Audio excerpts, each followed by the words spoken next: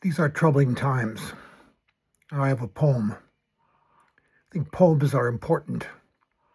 Sometimes they say more than a narrative. But it is poetry that I think is important at this time. Watershed, pushing 90, recollecting ghosts of the 60s. Alabama, Georgia, Mississippi, all burning in my blood. Blood of a 20-year-old father, husband, city cop, twisting like a wire in a high wind, torn between the badge and the fire. Justice burns in the South, smoldering all these years. And now, me, a priest, a follower of Jesus, his rebuking words, the lukewarm in me, those who wish to do nothing, and at this time to stay low, quiet, safe. It's nauseating. We are spit out. Disgusting spiritual cowardness. Those who avoid and run from the winnowing fire, who are neither hot nor cold. They are spittle. Is that not most of us? Spittle. We stay in the middle while others, our neighbors, are taken away in the night. Our nation burns like a Mississippi. We choose no waves. Succumb to fear. Slowly, insipidly, thinking this is maybe normal. It's a passing thing. A better day ahead. Waiting for others to act makes us vulnerable. Silence is complicity. Can't we see the fire raging, the smoke? We are burning. Smell the acrid smoke, the stench. For God's sake, call 911. But when you do, will your police stand to protect you from bullets and truncheons, or stand by and watch? Well, ask them. You need to know. You need to ask. For if they choose safety to be spittle, who will stop ICE from killing you? No badge stepped in to save Renee. As for me, no more spittle. No more spittle. It's time to sail. Has not our lives prepared us for this moment? We who are the observers, we who are able to answer the call, to bear witness, to help, to share in the sweet breath of liberty and justice with another. All that we hoped for America. Is it worth fighting for? What do we tell our grandchildren when they ask, what did we do to stop this madness in 2026? The aspirations we held for so many years, the values of America we cherished, the nation we love, the hemorrhaging to stop. I speak now to white men, not because we are special, but because we are not. We live among and partner with women. After a privileged lifetime of supremacy, our sun has shifted. Too long it has cast a long, long shadow. I am beginning to understand, truly understand, the chilling wind of racism on a body of color, the sharp edge of a world turned against women, our mothers, wives, daughters, sisters. I get it. Unearned safety. thinner skin, less whiteness. Raised during a great war, I remember Germany. I remember Martin Niemöller, who suddenly realized no one was left to speak out for him because he didn't speak out for others. Didn't think the gas chamber was his. Not until it was. He almost didn't survive. I remember that day on the 6th of January, the mob, our Capitol building, insurrection. Remember the first lie? Then all those which followed for the last 5 years. I remember the deaths who did not obey, who were scared, confused. I wrote their names, their circumstances, a great litany. Listen to their names. Michael Brown, Tamir Rice, Eric Garner, Laquan McDonald, Freddie Gray, Walter Scott, Philando Castile, Breonna Taylor, George Floyd, Ahmaud Arbery, Dante Wright, Justine Diamond, now Renee Good. A decade of death, lessons to be learned that weren't, images that weep. Look, look, look. Can't we be better? Years ago, we called it Kaizen. It was Japanese for continuous improvement in Japanese. I think it's real American. Years teaching cops, Midwestern white kids on how to be cops, guardians of a free and diverse, parenthetically racist, society. My ex-cop professor colleague always said to me about the death toll, well, David, don't you see? If these people just obeyed the police, they would be alive today. Those people, you people, really, do you know nothing of our history? Written in the blood-stained rope of slavery, the lash, the cage. Did he care? I prepared notes to teach them otherwise. The plantation-based economy, police slave patrols, lynchings, over 4,000 of them. Then James Baldwin, Dr. King, Malcolm X, Ta-Nehisi Coates, Bryan Stevenson. It became the class I never was able to teach. Out they went, smug, shining, knowing white faces, about to serve and to protect. Off to hours on the range, minutes perhaps on de-escalation. Not understanding their most effective weapon was a well-trained brain, not a gun. So over the years, my blog continues. 1,500 posts, case studies, experiences, the blue gospel, I call it. A book calling out a right to life that ignores death houses, government, homicide, a right to life that says people matter. If we choose to enlist other people to kill for us, shouldn't we have a say in how and when they do it?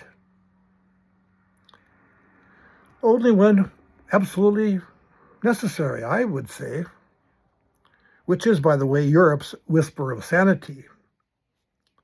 How about Renee's death? Most of us have seen her execution. Was it absolutely necessary? That's the European standard.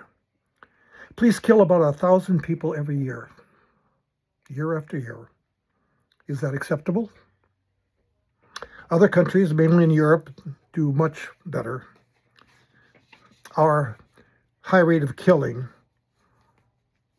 is our moral failure. Our shame.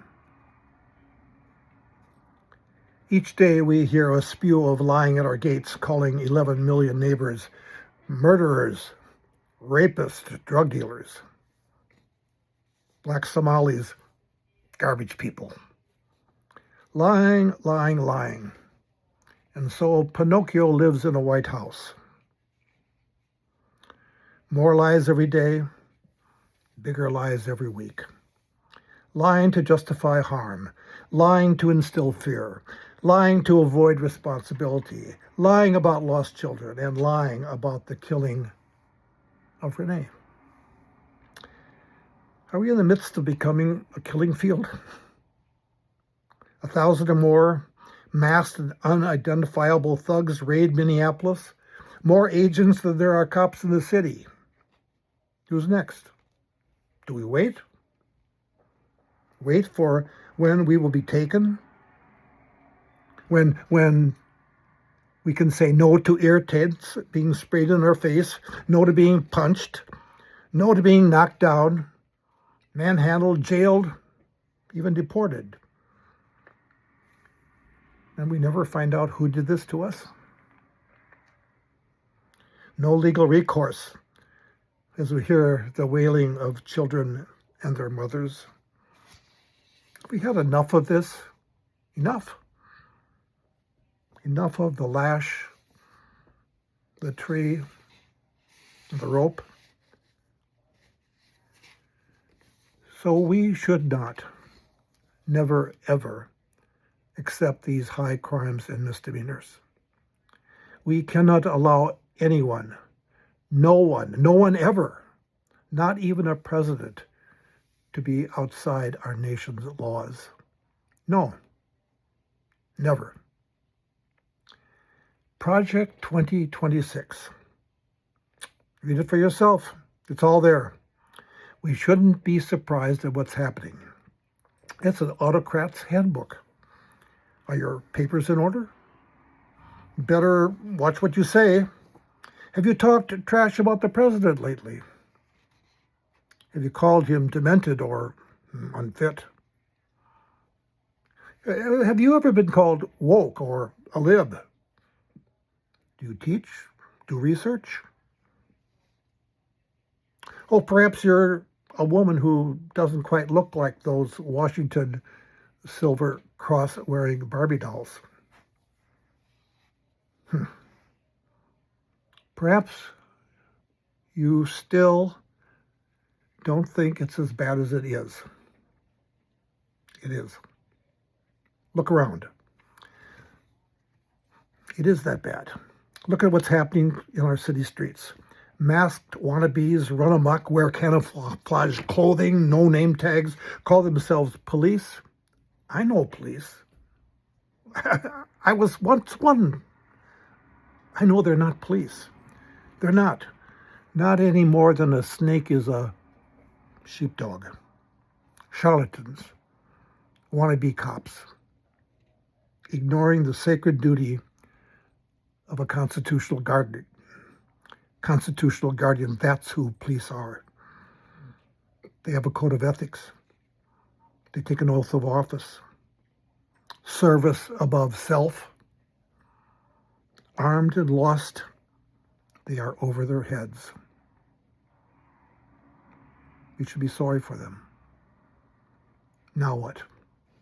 Now what shall we do? What can we do? How do we resist? Stop this. The answer is in our Constitution. Our founders laid them out for us. They knew despots and autocrats, struggled to eliminate them, their divine rights, and they lift us for the set of inalienable rights: freedom of speech and expression, the right to peacefully assemble and protest. Redress. I lay awake most nights now. I have a recurring dreamy vision, an old dream with new characters, new urgency. It flows out of Jim Crow South, out of my life's experience, out of Woolworth lunch counters, out of the Ganges River, out of Cape Town. It flows into my aging heart. Resist, it says, resist. Do not cooperate. Learn, teach others, teach with persistence. Sing, sit, even smile. Show the world what's happening. We will not move. We will not move. In this dream, I see my neighbor, a roof fixer, vegetable picker, nursing home attendant, husband, father of 4. Our broken system waits to take him away. No due process. They come for him. He who has tried for citizenship. So close this time. Now he is in crosshairs.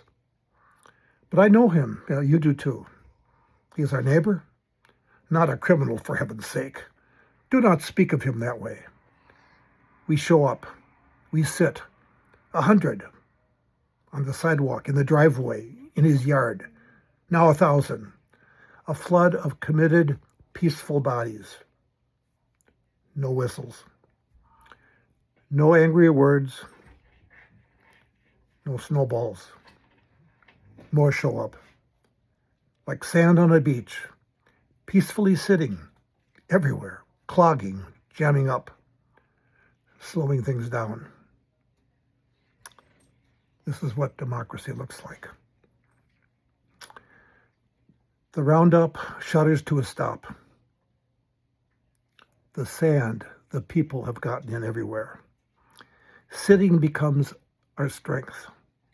We remember. We have trained for this moment and received the teachings of Gandhi, King, Mandela, and Jesus. Despots fear the will of the people. They really do fear us. That's why they try so hard to repress and lie to us. Block our voices. Control the media. Now they're beginning to worry about us in Washington. But they continue their playbook. Well, it goes like this. At first, they ignore us. Then they mock us. Then they call us names. Insurrectionists. Terrorists. Then they come for us with buses and guns. Masked. Brandishing tools to hurt us. They arrest, cage us, try to deport us. And when they do, the world sees. They lose. We win. We will overcome this great evil. We will. We will be free once again to be the people we have always yearned to be. Resisting our nation's greatest challenge since the Civil War. It's that great. It's a great resistance. And you and I will be its heroes. Amen.